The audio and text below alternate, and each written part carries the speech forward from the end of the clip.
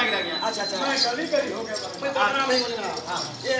कहां लगी श्याम सलोना घने श्याम रे कहां लगी खाना में ना हां मैं बोलनो जेमिति अच्छा अच्छा हर खाए सही हां से क्या लगी हैप्पी डाले मैं बोलना नहीं बोलना अच्छा अच्छा और सके मैंने क्या भेजे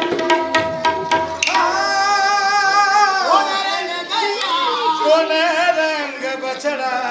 कौन रंग बछड़ा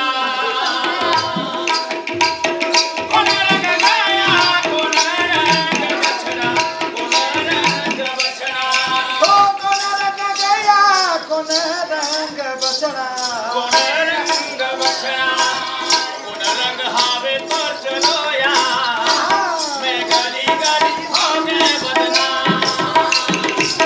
कौन रंग हावे पर चलो या मैं गली गली भागे बदना रंग हावे पर चलो या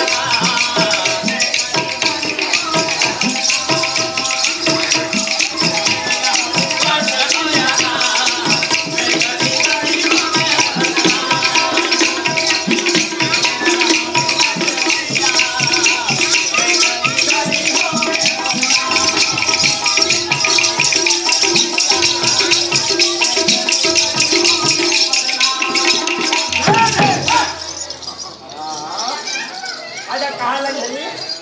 हाँ ये प्रश्न पूछना है हां कौन रंग गैया कौन रंग बछड़ा बछड़ा के नंबर गाय क्या है के नंबर बाछुरी हाँ से 84 अच्छा जेता लगती पागली है इंचु बोलगिरी बावी ही एरा तो सखी में बोल हां हां ये बता दे कि राधा उत्तर दे दे हाँ आज राधा क्या में लिखो हाँ लाली रंग गया सफेद रंग बछड़ा सफेद रंग बछड़ा